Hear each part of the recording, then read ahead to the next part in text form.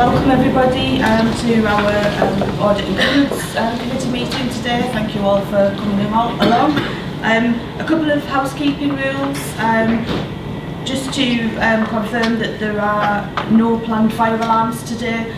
So if the fire alarm does sound, all attendees are to exit the building as swiftly as possible, and Tees Valley Combined Authority staff members will direct you to the nearest safest exit and muster point. Just a reminder that obviously, as you'll see, the filming equipment is there, so please can I ask people to use microphones, or if they haven't got a microphone and somebody else is speaking, please pass that microphone along to other people so that audio is picked up as well, please. Members of the public are still able to record if they wish to do so as well, so thank you very much everybody for those who are in attendance. So just to look at the agenda items today, so we'll go on to agenda item number 1, which is apologies for absence. Do we have any apologies for absence today? We have apologies from Angus Kidd and Andrew Evans. And Andrew Evans. And Lee Webb. And Lee Webb, thank you. Anybody else? No? No. Thank you very much for those. Item number 2, declarations of interest. Are there any declarations of interest from anybody? If anybody does have any as we go through the meeting, as always, please do just speak up and we can deal with them as we go through the meeting as well. Thank you. Agenda item number 3 are the minutes of the previous meeting and the action tracker as well. So can we approve the last minutes of the meeting, which were held on the 26th of February 2025 as a true record? Yeah, all happy with those? Yes, thank you. And Gary, are you going to note the items on the action tracker with the committee?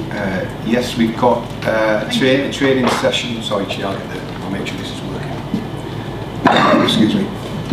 The first action we've got is in relation to explanation of restricted cash. We're going to look at that as part of the training session we've got on later for members, which we've got after the formal meeting closes. We'll go through all the explanation for that. That's part of, we agreed to familiarise members with the financial statements, so we'll go into, that's one of the items on the financial statements. The second area is in relation to that point I just mentioned about hosting a session on the accounts. So again, that's going to be a training session for members following the committee meeting today. The audit strategy memorandum isn't due yet. That was something we envisaged around May time, but we'll get an update from Claire and the team as to when we think that will come forward based on the audit work that's happening at the moment, pre-planning work for the audit. That's on the agenda as well. In terms of internal audit actions, we've got a detailed report for the actions update with the red, amber, green RAG assessments that was requested last time, included within the paper that Angela will pick up, Chair, as part of the agenda as well. We also have so IT disaster recovery. We've got to arrange some dates for that. That is around awareness training for staff. We haven't got dates for that yet, Chair, so we're still working on that to coordinate on that one. Just over the page, Emma has been liaising with members of the committee. In particular, we've got Councillor Morley. I understand you've been having some conversations on that as well, so I'll leave it to the appropriate point in the meeting if you want to cover that, or if you want to give it up to now. Yeah, it's not on this agenda, but I think we can probably get it to the next committee. Okay. Risk management. We'll take feedback as part of this management, this register update that we've got on the agenda again today, Chair, as to how we make that visually better for members as well. But we have made some amendments to the internal audit risk assessment section of that paper. And then we've got EY audit report, and I think I just need to double check, Elaine, have we got a link for cabinet presentations on? We sent that link out with this was the independent review presentations on. Okay, if we could send that out, it's in the public domain, but if we just send the link out for ease of reference, that was where we briefed all committees on financial positions as part of the independent review. So I think, yeah, that covers everything on the action tracker, and obviously we can dovetail back at the end if we feel see if we've covered the ones that are on the agenda as well.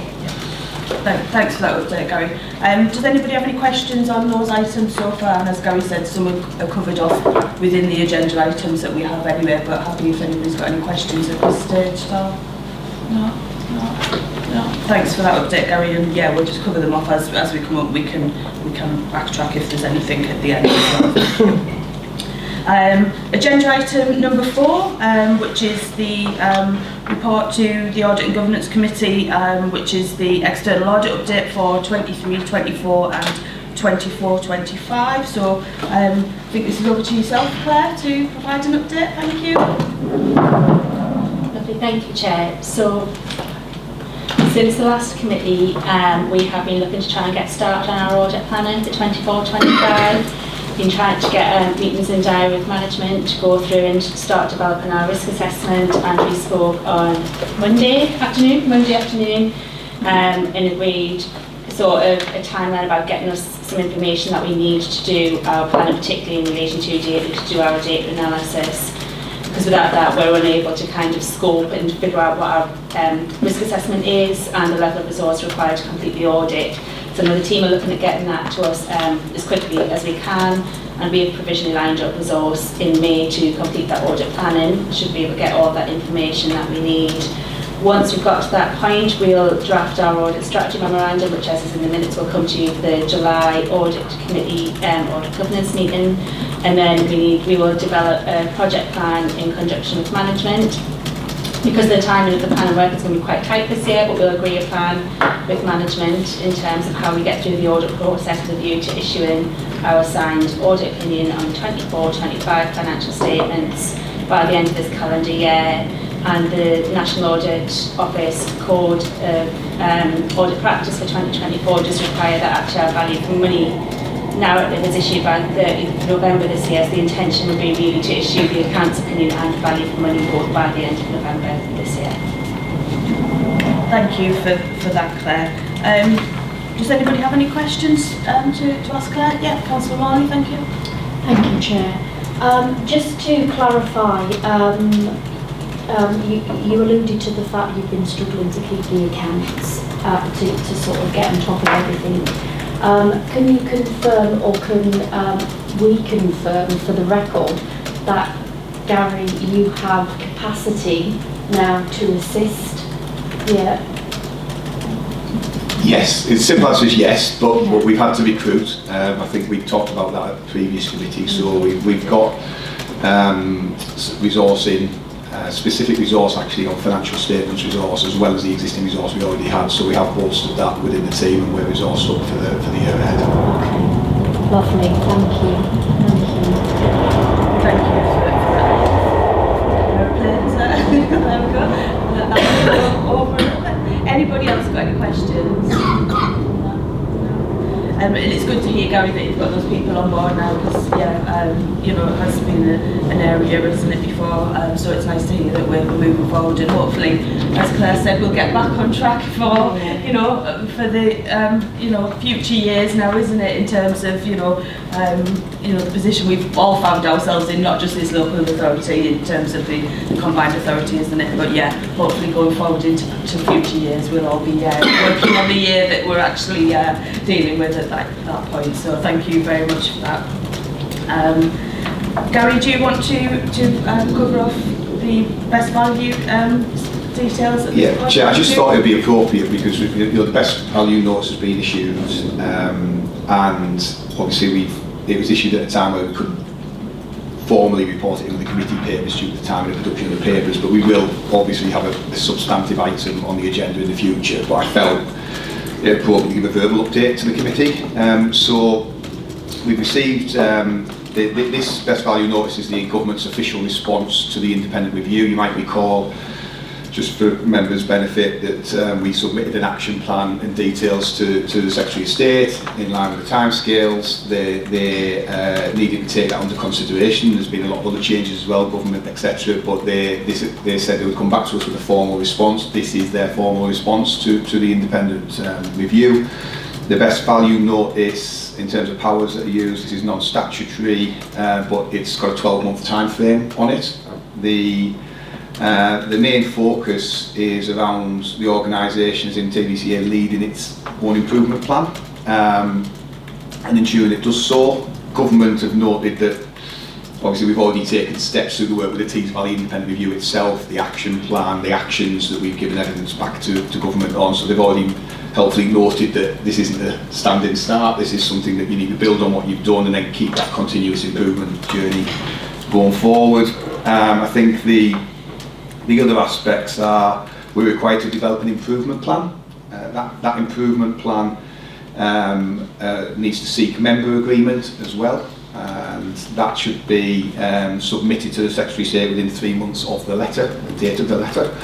So that takes you to the beginning of July formally in terms of the date of the letter. We're looking at going to our end of June cabinet, so we make sure we comply with that. There's work with the LGA within the letter as well in terms of the LGA led improvement board, independent improvement board that will be formed, that will provide support and challenge to that process, and government will look to the board, and in addition to that board, our external auditors for updates and assurance that any necessary changes that are being requested are being made.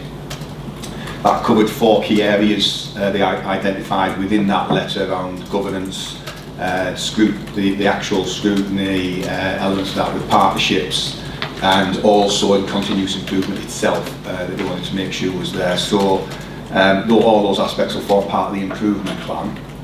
So we're engaging with LGA, we're engaging with government and our auditors, obviously our audit's up to speed, and they'll see it themselves within the public domain. We've created a dedicated team to lead on the improvement plan.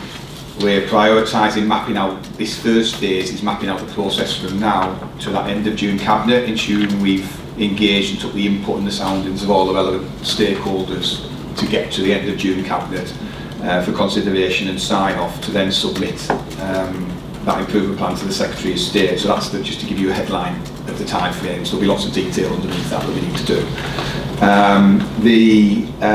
The priority for us obviously is to do that, but it goes without saying, from our perspective, it's been absolutely committed to that continuous improvement piece and providing that assurance of those improvements. So we'll work with the improvement board accordingly. We'll obviously work with this committee as well in terms of updates throughout that life cycle as well. So that'll be both in terms of between now and June, in going to cabinet, we'll have engagement with this committee, but also once the plan is actually live and agreed and running, updates coming to the committee as well. So it's sort of useful to talk the committee through those stages really, and like I said before, we'll bring an actual paper to committee on that at the next available opportunity as well, Chair. Thank you, Gary, for that update. Any questions for Gary on the update there? Yeah, Councillor Molly. Thank you. I'm not quite. Is this on? Yes, it is. Yes. Lovely. I wasn't quite sure.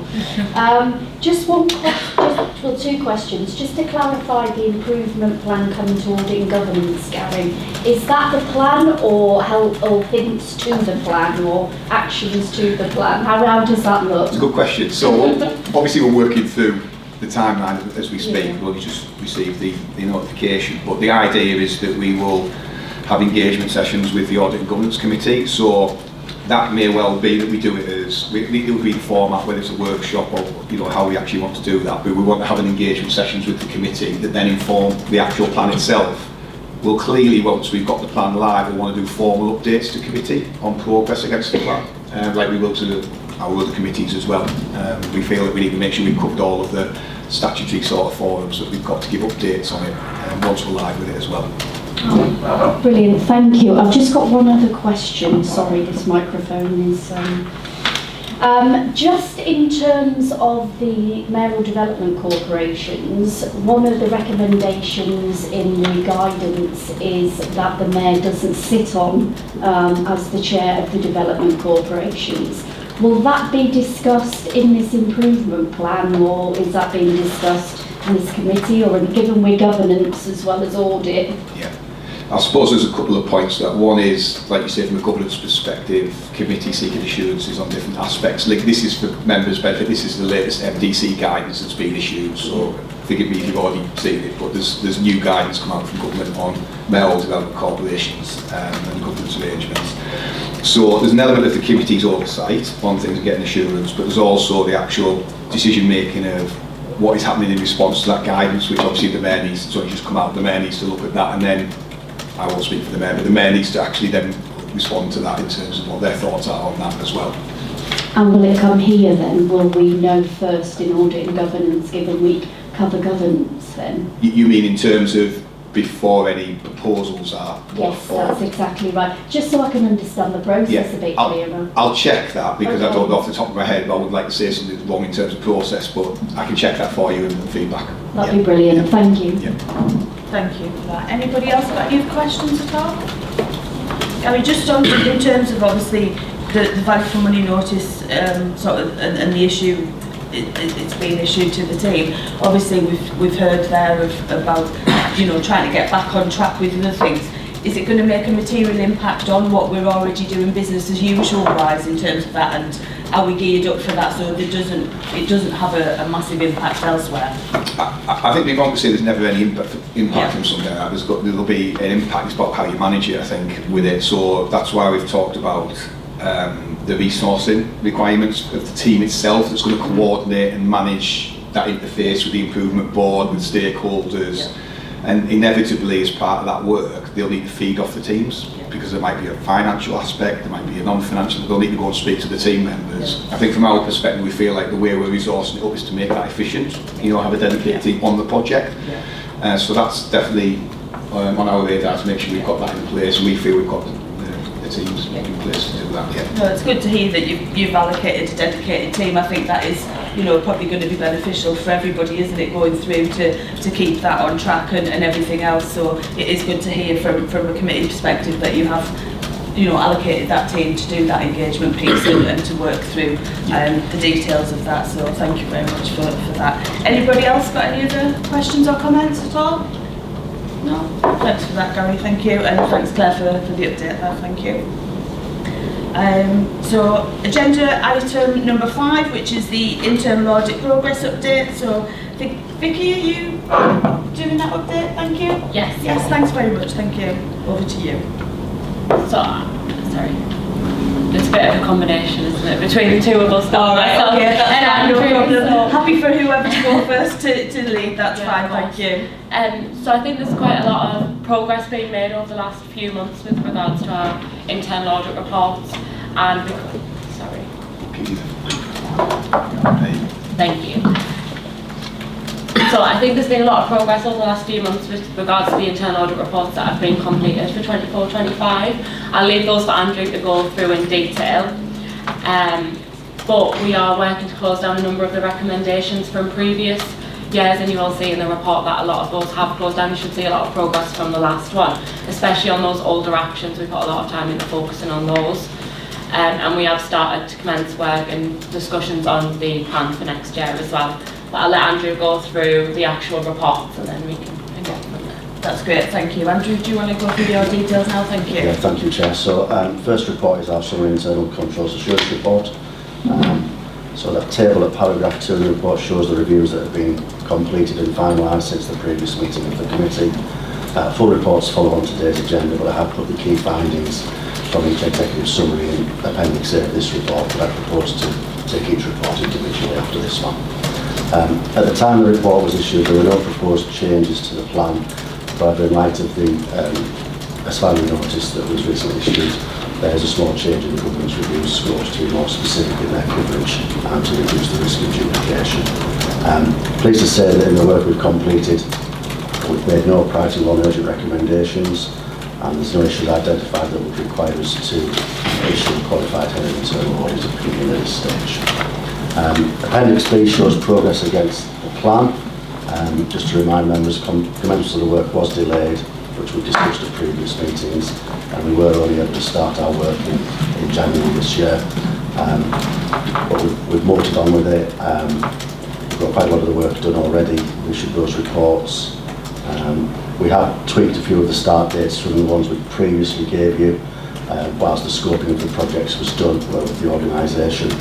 Pleased to say that we're still on track to deliver the full year's work by the end of April and provide the relevant annual reports and head of internal audit opinion statements for the agreed meeting dates in May for STDC and June for this committee. Just on those ones that are in progress at the moment, Both of the cyber security reviews are in the final stages before the draft can be written. Some additional information has been provided by the auditor following a final meeting with our auditor. The HDC project work, I said it's currently in the QA process, but it's actually gone from there this morning and is down in our head office to be issued, so that should be out in the next couple of days. Just to say, it has been challenging to deliver the volume of work in such a short space of time, but I'd like to highlight the continued engagement through Victoria in getting dates and auditees in line and ready, as well as the engagement from the auditees during the audit process, and that's really helped us get through, and I think there's a much better relationship between us and the organisation, and we're getting stuff when we want it and on time.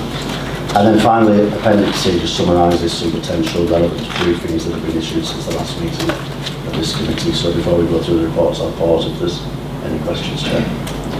Thank you, Andrew. Any questions initially for Andrew at all? Councillor Morley? Yes. Thank you. Sorry, I feel like I asked loads. I just, could you explain a bit more, Andrew, about the business continuity planning on page 17? Because that was, the steering group meetings are in progress to identify and test scenarios. The business continuity plan draft has been updated in line with the recommendations. Issue is pending the plan testing of the identified scenarios. I think that's a question for management because that's their part of the report. Thank you. Angela, do you want to come in? Sorry, Angela. No, it's fine. Thank you. I was like, oh. Just for a bit of background on how this came about, we have a business continuity plan. We obviously were at Cavendish previously, we're here now, we have got a business continuity plan, but a lot of work's gone into updating that, refreshing it, given all of the new risks that exist in the external environment. I think Angela could probably give a bit more of an update, but we do have a continuity plan in place at the moment, and we are working on it. Right, okay. So it just read that there wasn't one. No, we definitely do have one. We definitely do have one. It's just like the new cyber risks and things that are coming all of the time. Absolutely. It's being updated to reflect more of kind of the severity that they cause and what our mitigations would be. Yeah. It came from one of our audits, which is why it's in that. I think it's not quite completed because you need to then test the plan with desktop exercises first to make sure you've got it right. Yeah, it's something I obviously inherited in October, so we've been working through it. It's one of the things where COVID actually did us a little bit of a favour, because that was the real life test that we've been able to look. So we're just in the process, we do have a steering group, and we're just identifying the priority areas for stress test to make sure that it's a robust plan and obviously fit for use to allow that revision. And will we receive feedback on how that stress test went within this committee? Yeah. Brilliant. Thank you. That's brilliant. Thank you. Andrew, yes? Just after that, Chair, we'll also follow up the recommendation and see that there is evidence to support that test being done as well. Thank you, Andrew. Thank you. Just from my perspective, it is good to see that some of these have progressed on from where we've been at previously. So it's good to see that some of them are now signed off and agreed. So there has really been some great progress there from our perspective in where we were before, particularly on some of the, like you said, Victoria, some of the older ones that were on there. So it is good to see some of them actions that have now been completed, or if they're not complete, they're in progress, and there's a plan for sort of when we're going to do that. And there are dates on there as well, which I think that was something before, wasn't it, and things. So it's good to see that. Andrew, do you want to continue, unless anyone's got any questions on the other elements? Yeah, thank you. Thanks, Chair. So yes, the first report is equality, diversity and inclusion. So I'll just pick out some of the key points. Appropriate direction is provided through a suite of policies and strategies, all readily available to staff, supported by courses and officers to support issues or questions that they may have. Testing every day in relation to job advertisements identified no issues, an established template in place and the use of neutral language. We have made a recommendation in relation to training, which we seem to be around about 70% completed when at the time of the audit. And there was limited evidence to support monitoring and chasing of completion. So as you can see from the management's responses, they have already actioned something on that and got the figures right up again. So that's okay, and that's recommendation 3. We also identified that quality impact assessments weren't being undertaken on the HR recruitment policies. There is a risk there that policies could intentionally disadvantage certain groups and this opportunity to promote inclusivity and fairness in the workforce. That's recommendation 4.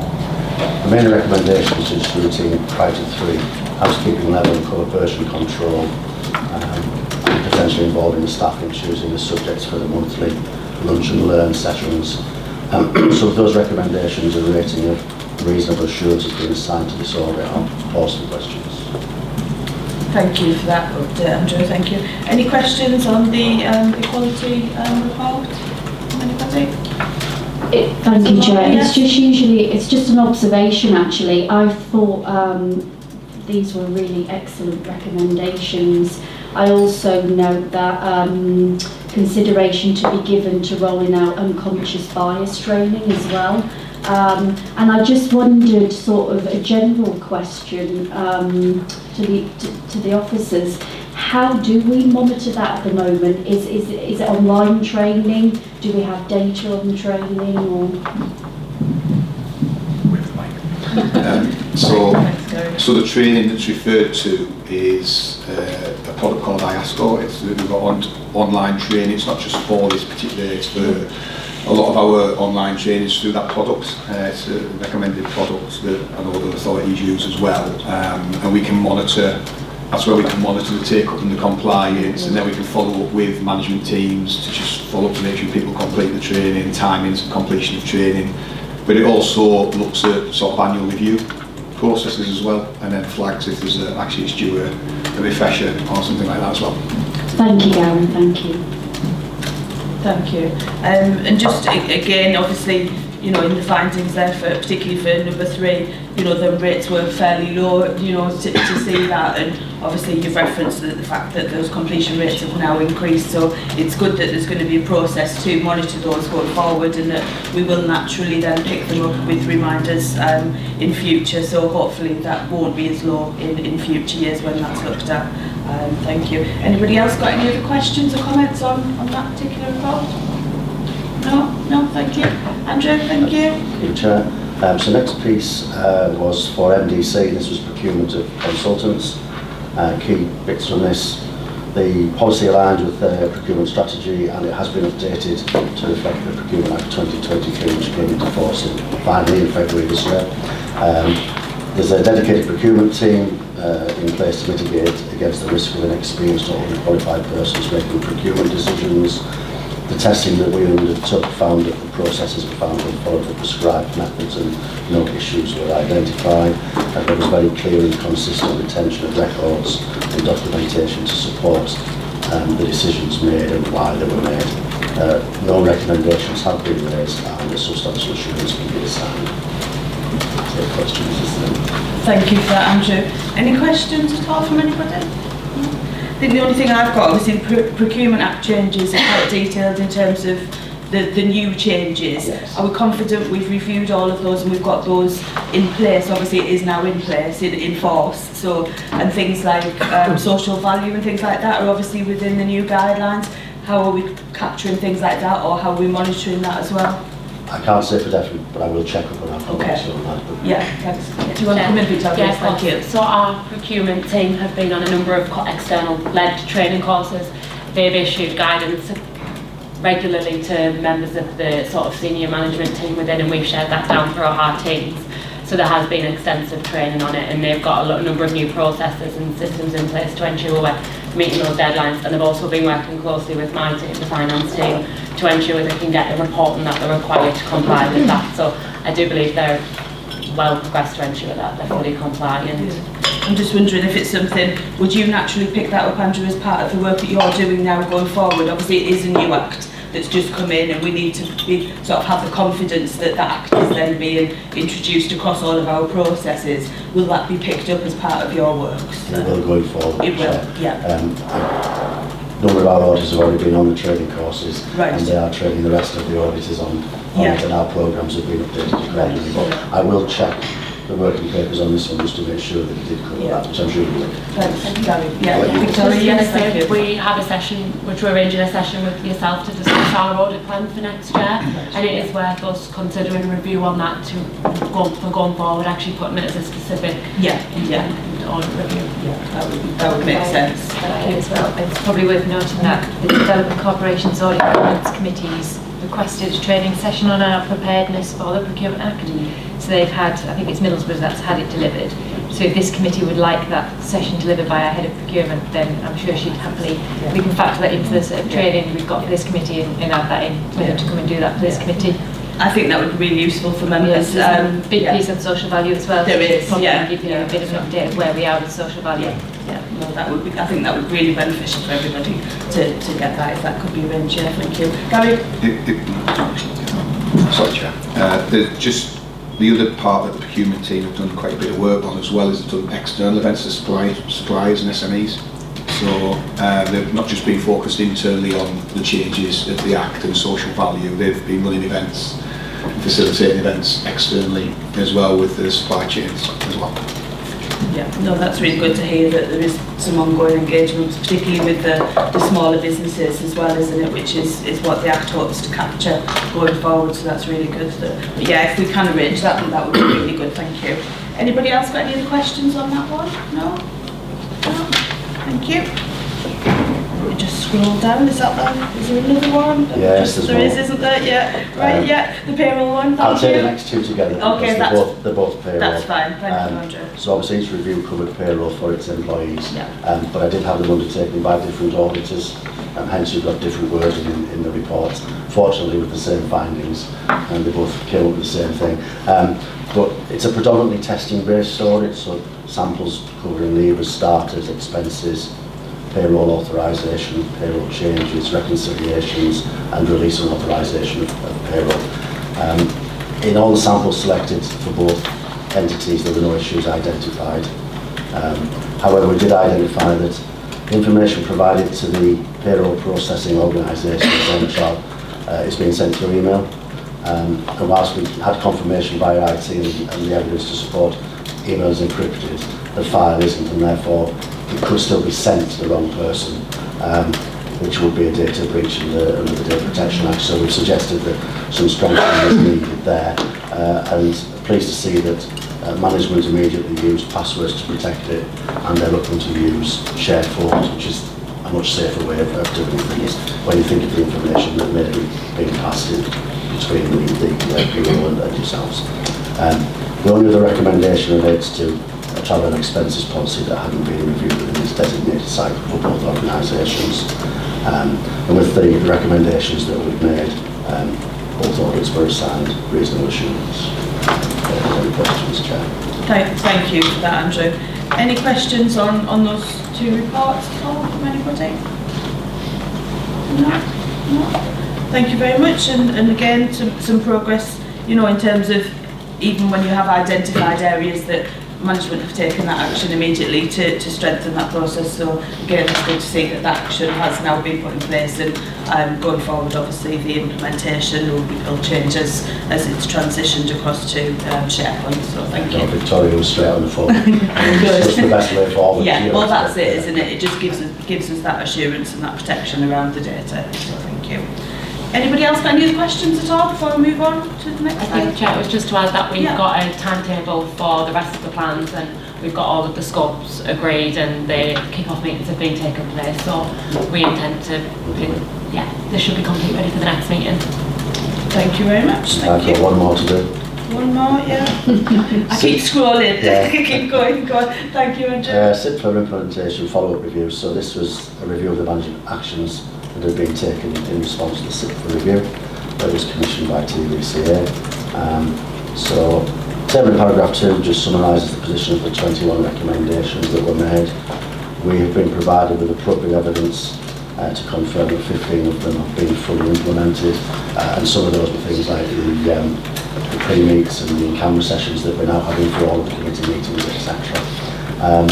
There were 2 recommendations that were outstanding in that they hadn't been implemented by the original suggested date.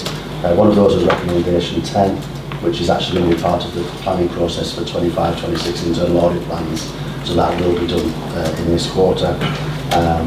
And the other one was around some briefings for tier staff, and we're going to propose it to this quarter as well, and gain them a better understanding of the organisation.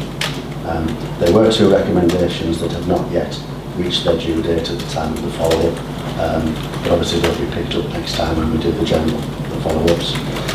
One recommendation was considered and not implemented, which was recommendation 20.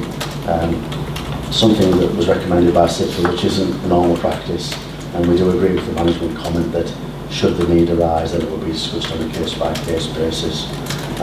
The new global internal audit standards do require additional reporting on adherence to standards in comparison to the previous standards that were in place, and we will provide that through our half-yearly and yearly reporting. So I think we've covered off twice really with that.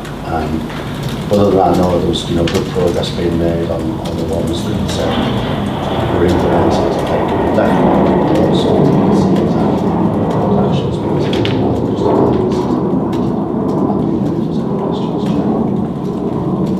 Thank you. I'll just wait for the aeroplane to go past.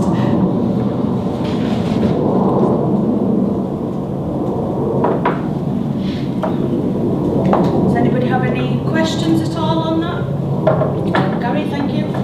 Just one comment really. I think you'll recall this was about the independent review, so to get SIP for the conduct of review of internal audit, so we discharged that action, which was recommendation 27 for the independent review. This was the follow-up elements to it, the actual actions from that piece of work.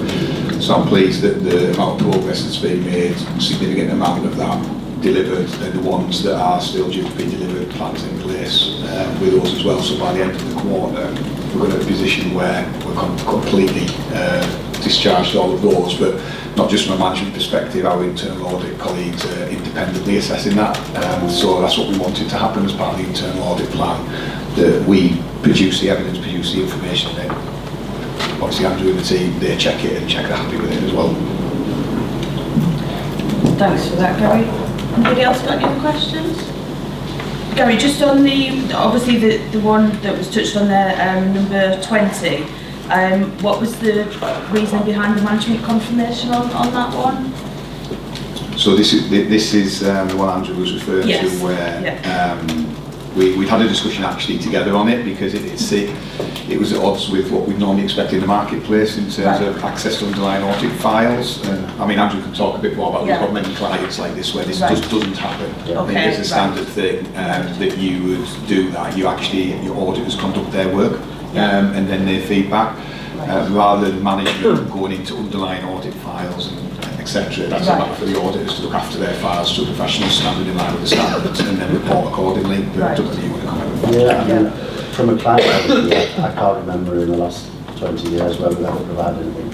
I do remember in the past, like this before, there was a time where external audit used to pick some of our files to review, because they used to be able to place reliance on our work, but they can't do that anymore with the new rules. So it was just at odds. I'm surprised that there was a recommendation made by them to be present.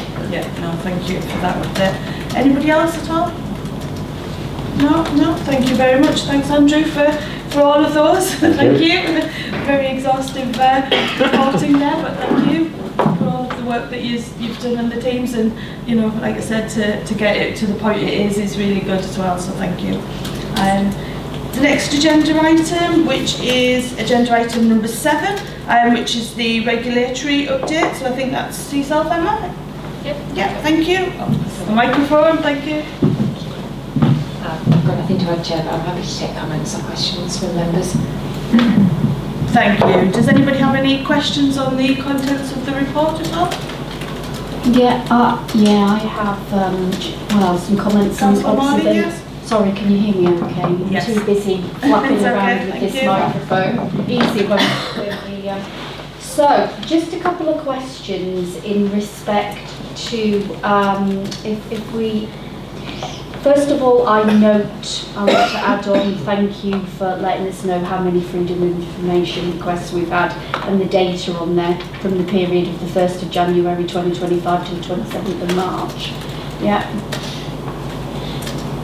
That was gratefully appreciated. Are we taking questions on the policies now as well, or are you giving an introduction to that, Emma? So the data protection policy is to note. So that's attached to this. Yes, I've just got That's attached to this.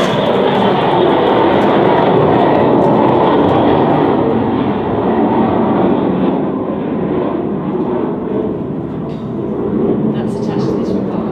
The access to information policy is the next item. Yes, so if we, the data protection policy, is that to note, and that is what,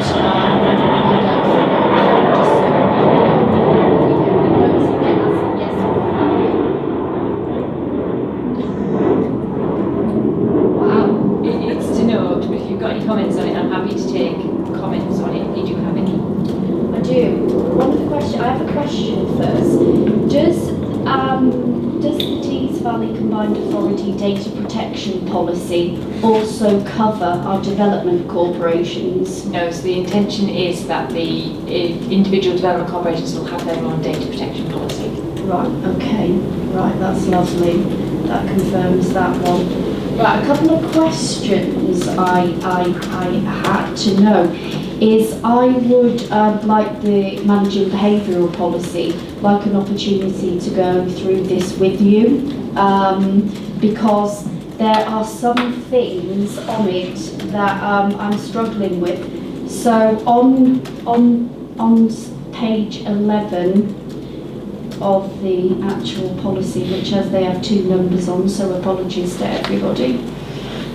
But on page 11, it talks about special category data, which is actually extremely important. I actually don't think that given that this is an internal policy and for members of the public to understand, I struggled a bit that it didn't fully give the legalities of it. Okay. And the other issue I had with this policy as well is that in your report we had a lovely explanation about the Data Protection Act, but that actually doesn't feature in here, because I think there's a lot of confusion sometimes between the GDPR and actually the actual legislation is the Data Protection Act, as we know, 2018, which I think is really important. I didn't think there was enough legal law in here, given it's so important, especially about the special categories, and wondered whether we could just send it back for another review, if you don't mind. So I'm not bringing it to this committee. It's really important as Data Protection Officer that I get this published, because it is a step forward from what we've got at the moment. So it wouldn't be my intention to bring it back for approval of this committee, but I'm more than happy to liaise with you to sort of enhance the areas you're interested in before we publish it. Right, okay, that's brilliant. Yeah, I'd be grateful of that. Absolutely, yeah. Thank you. I'll put it in the middle there you go. Anybody? We're still on IT 7, yeah. I think, and SAP, doesn't it? Anybody got any other questions on that particular policy? I'll take them individually if that makes it easier. Or So it's a regulation on the report. policy, Yeah. it's on Yeah, the report. Yeah, that's fine, Councillor Walker, thank you. Right, let's go back to the report. Yeah. I just say on with policy, I think it's good policy to follow. Sorry, could I just ask you to use a microphone from somebody? Oh, thank please? you. Yeah, thank you. Good Chair. And my apologies for arriving late. I had, No, it's I had okay. car problems on the Thank way. you. Yeah, just in reference to the comments just made, I think it's always good to make clear in the policy what is law and what is policy. So there's reference to relevant legislation. Yeah. So my query when I get back to it is on the freedom of information data. Sorry, I'm still scrolling.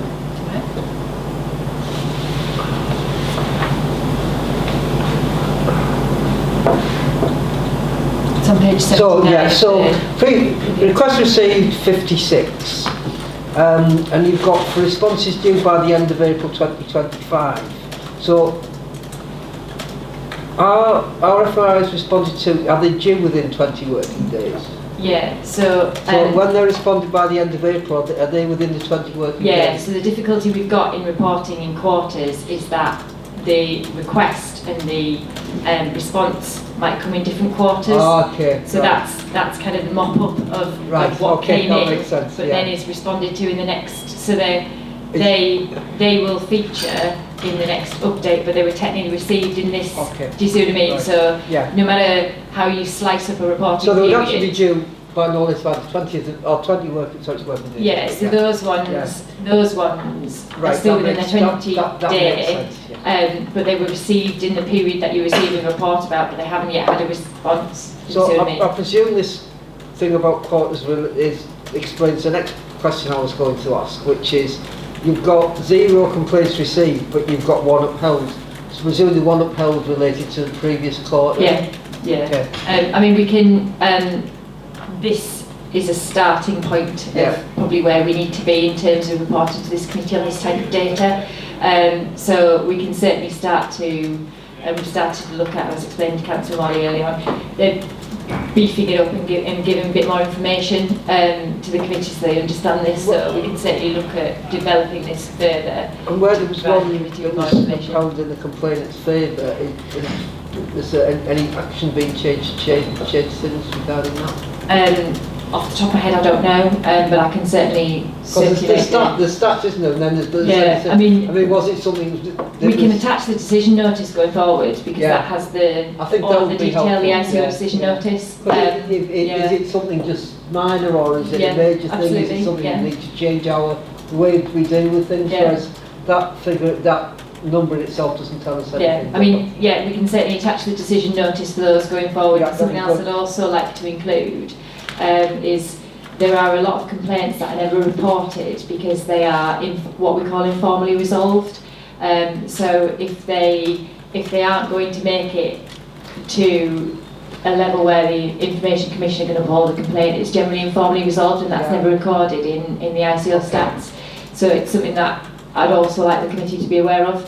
The number of complaints that we received that don't ever reach a conclusion because we provide data or information to the ICO which resolves it, but they never formally close it.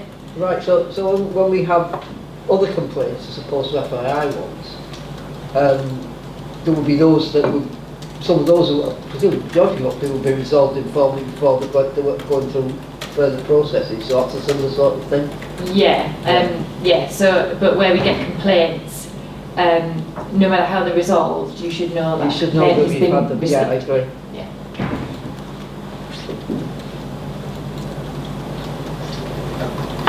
Thank you. Does anybody else have any other questions on those reports at all? Are we looking at the other policy as well, the freedom of information? Yes, the next That's item. Yes, the next one, Lovely. yeah. Yeah. Just from my perspective, obviously, this is something that, in terms of the freedom of information and the statistics, it's good that we've got them because it is something that the committee had asked for before. So it's good to see that we have moved on from where we were at to this point as well. So, like you say, it is a good starting point for us now to see that and have that visual. So thank you for bringing it to this point as it is now. So yeah, do you want to move on to the next report? Anybody got any questions on the next one? On the freedom of Information one, yeah. Yeah, I actually think, I don't need that. I actually think I have quite a lot of issues on the freedom of information one. I realise, and I've spoken to Emma about this, I realise we haven't got a freedom of information policy and one needs to be put in place. But there are key issues. So, for example, at the beginning, and this goes back to Nikki's point in the previous meeting, there's no mention at the beginning of the freedom of information about what the Commissioner's case of what is vexatious or the principles behind it. And secondly, more importantly, there's a section right at the end that talks about legal professional privilege, and to be honest, the paragraph, I actually went to the ICO's notes and guidance on it, and actually, given that it's on freedom of information, that paragraph is really lacking because it talks about all different areas of legal professional privilege. in communication, legal advice and litigation, which is really, I think, quite key as to where we are with the best value notice in governance, because it actually states in the policy that legal professional privilege is absolute, but it isn't absolute if you follow the ICO guidance. There are areas where it isn't, and there's areas about third-party communications which are also not covered by legal privilege either. So for me, I completely understand the requirement for this policy to go live, but I actually think some more scrutiny needs to have over it in association with the ICO guidance, especially in that area, because actually that paragraph is really not fully correct, legally fully correct. So my recommendation for that policy is it needs to go back for scrutiny, I think, and some further information needs to go in. Thank you. Emma, do you want to come back on that at all? I'm most happy to Is that all liaise right? with Councillor Marling. Yeah, no problem at all. Yeah, thank you. Anybody else got any other comments? Are you happy for that to happen, Councillor Marley? Are you happy to work with? Absolutely. With Emma on that? Thank you. And if, obviously, like any reports, if then they can come back to the meeting, then obviously we'll all have an oversight of them once any further details are amended or any changes are required to the details. So, thank you. I think there's one more. I lost it. I've lost where I am on the on the papers. I think that's what yours am. I think it was. Wasn't Yeah. it? Yeah. Just to know. Scrolling. I've lost the page. Just to go back, if we could just go back to legal professional Yeah. privilege, it may be just that it's a bit confused, but under the exemption, it does say that we are required to apply the public interest test when considering the exemption in the where we find. It does, but that is it's been written really quite. It's been written like it's easy, but it isn't. And given this is going to be an internal policy, is external, I brought up the ICO guidance on that section, and it's, to be fair, it's really quite interesting. But there are areas where it is absolute, and then there are areas where it isn't. Yeah. So I think that needs to be clear for internal employees that's using it as well. absolutely fine. Absolutely. Thank you for that. We are back to just get the agenda.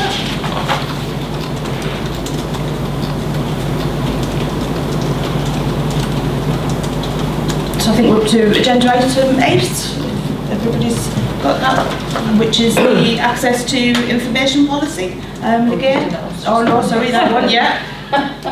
Reading the wrong one again. Right. Tick it off. That's the easiest thing to do, yeah. A draft work programme, I think, item number 9, draft work programme 25-26, thank you. So, has anybody got any comments? It is obviously just to consider the work programme and approve the committee's programme for the 25-26 municipal year. So, does anybody have any comments or anything that they would like to have in addition to what we've got on there, or? Anybody's got any comments at all? Any questions? No? We're okay with that? Yeah. Thank you.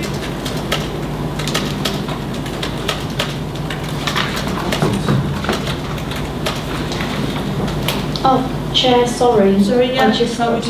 looking at my notes. I wrote in green pen this time, and I'm not quite sure whether that was a good or a bad thing.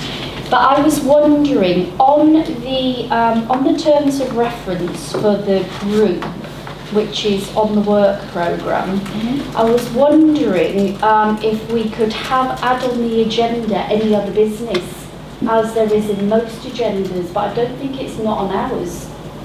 I was wondering if we could maybe add that on as such. So it says, on the terms of reference, and not quite sure where it sits. That's fine. I believe, and I'll have to double check, but I think this has been mooted before, and the reason it's not is because agendas have to be published 5 days in advance of a committee meeting, so I can speak to your statutory office to understand how they do it, but that's the reason we haven't included it previously, in case matters are raised where there should have been noticed. Yeah. if you see what I mean. So that's why it hasn't been on previously. It has certainly been asked before, but that's the reason from a governance perspective it hasn't been on. But we can certainly find out how others do it and how they manage what is discussed at those Oh, that would be great. in that section. Thank Yeah. you. That would be great. Yeah, on that point then, Thank you. could it not be, could we not have any other business that has to be notified, like 10 working days in advance or Yeah. 12, but whatever, and then Yeah. that would cover Yeah. that. Just thinking that, you know, the emerging And that might things, be how your the authorities do it. emerging They have it. things that, Yeah. that happen, there might be something coming up with best value notice, etc., that we would need to consider, as there has been with the reviews. And, I think it's important that we have that flexibility, not everything's are just set in stone. Yeah, and that might be how other authorities deal with it and get that advance Yeah, notice, rather than just but at the end of absolutely. the meeting say, oh, by the way. Yeah, just- which is how Yeah. you see Yeah. any other business. It's Yeah. usually something brought up at the end of the meeting. Yeah. But as I say, that isn't. Yeah.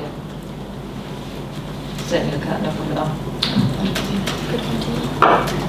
Thank you. I think the only thing that I would say is maybe we need something on there around the Procurement Act info that sort of obviously is going to be progressive throughout this year. Obviously it's very new, and maybe we need to just have an oversight of that on there, just so we do ensure that we follow that framework, and particularly with it being new until it's sort of bedded in a little bit.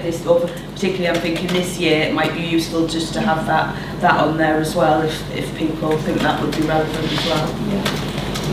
Yeah, How we thank do you. that, we'll Yeah. feed that back to the team. Yeah, no, that's great, thank you. Anybody else got any other things at all before that? No? Well, thank you very much. So the next items of the agenda are exempt from publication under the terms of paragraph 3, relating to the financial or business affairs of any particular person, including the authority holding that information of Schedule 12A to the Local Government Act. So I would at this point ask anybody, sort of members of the public or anybody who's not part of the committee, to please vacate. Thank you very much. So on point of procedure, this came up with another committee. Are we supposed to vote on that? Yeah, it's the committee's decision. So we should actually agree that Yeah. rather than... Yeah. Okay. Yeah, are we happy to approve that, everybody? Anybody?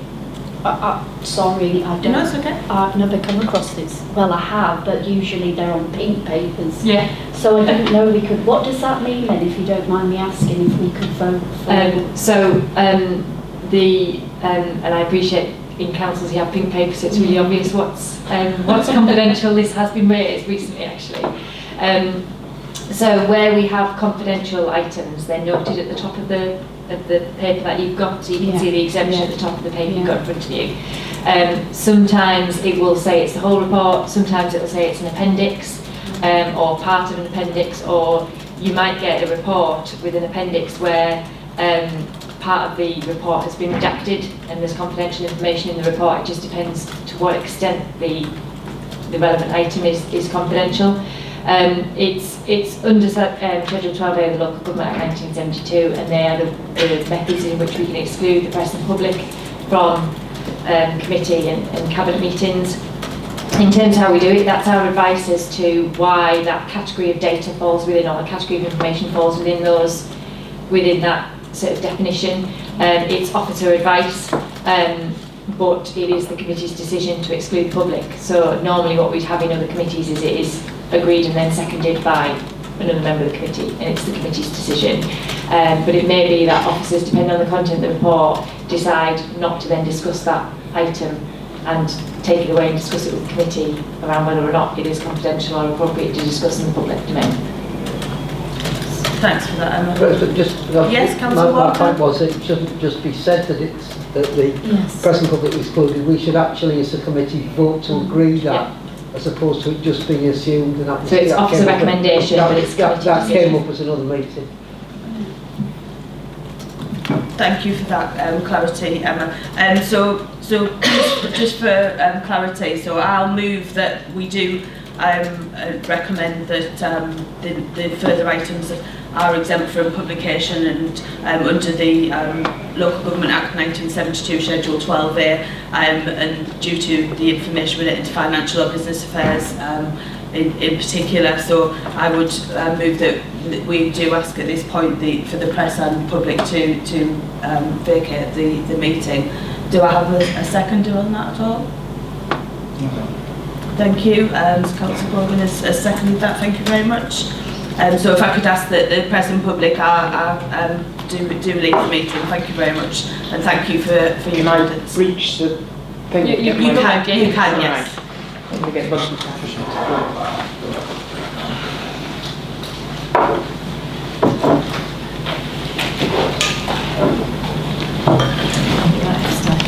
The next agenda item is agenda item number 11, which is the group update. So does anybody have any questions or comments on the group update at all?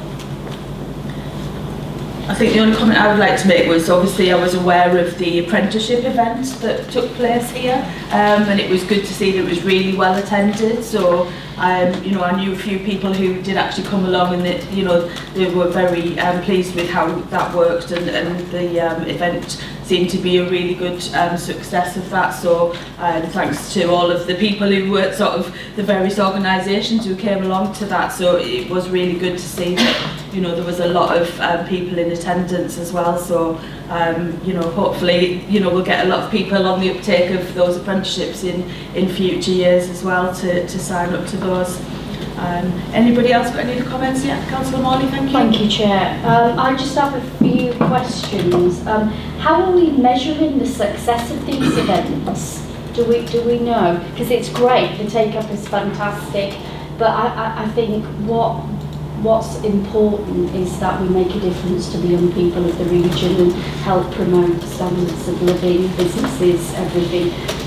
Yeah, I think there's probably a couple of points. There's the specific around the events themselves, so in terms of attendance, cross-section of attendance, and I know the teams who facilitate registers, not necessarily of individual names, but more about metrics of numbers that have attended, the size of the events, how popular it was, things like that, and that will be within the relevant department and team within the combined authority. I think they'd be able to probably explain better to what level of detail they're going with that, in terms of who comes and what cross-section of demographic, things like that, of the population. And then there's the wider point around the skills strategy work and development of that, as to how events, amongst other things that we do, have the ultimate effect on outputs and outcomes for people, which is a different performance point as part of the overall sort of look at how we perform against the economic plan and sort of investment plan as well. So there's probably two different bits there. Yeah, no, I appreciate that. My second question is, what's the difference between the authority's apprenticeship grant and the government apprenticeship levy? I mean, it states here that 1.8 million was spent on the authority's apprenticeship support grant, which is great. But I don't understand the differences in how we can either promote this scheme from the combined authority and how we differentiate between the levy and this scheme. If it's useful in terms of the question of how we promote it, I could get the team to do a little bit of a briefing note on that, because it might be helpful, because then they can explain and articulate better than I can the sort of key features of it and how people access it and things like that, and how we promote it. So we do a little sort of a memoir note on that we can send around, if that's helpful. Yeah, no, that would be great. Thank you. Any other questions at all? Just a quick one, just on the Mayor's question time. Have we got any principal date yet? Because obviously it was set for May 25. And obviously there's 2 in-person calendar year ones. Is there any updates on them yet? I don't know if he's got the dates in yet, but once we've It's got just it's getting closer to the yeah, time. once we've got them, we can certainly let you have them. I've not seen them advertised. On social media, I'm sure I saw it for Radio Tees or something. Oh, that's different to Oh, is that our different? mayoral question Oh, term. right, Yeah, okay. yeah. that's different, Apologies. yeah. Thank you. Anybody else? Anybody? No? Yeah, so it would be good to get those dates in the diaries, wouldn't it, for people, particularly in terms of those questions. Plenty of questions that are going to be asked down. So. Thank you, yeah, thanks. Are we all happy with that one? Yeah, thank you. So item number 12 is our terms of reference, and again these are attached and for information purposes only. Anybody got any comments or questions at all? No. Thank you very much. And Agenda item number 13 is just to confirm the date and time of the next meeting. So the next meeting is 3rd of July at 2 p.m. and just thank you to everybody for taking part. Thank you very much. While the camera's on, maybe it could be mentioned here that those items, the last 3 items, will in future be in front of any confidential reports, so that the press can stay forward. Yes, so we will make sure that the agenda is adapted slightly, so in future meetings that we have any sort of confidential items to the bottom of the agenda, and anything pre that. So they don't have to go out and come back in. Yeah, no, that's fine. And also, thank you. can we note just for the camera as well that we'll have the vote before the confidential items to check and an explanation why it's confidential, because I think that would be really helpful. Yeah, we can update the guides, Yeah. sort of the details around that in for the next item on the agenda, sorry, for the next agenda in July. So yeah, no, that's fine, thank you. Anybody else before we conclude? No? Well, thank you very much, everybody, thank you. We've got some good training.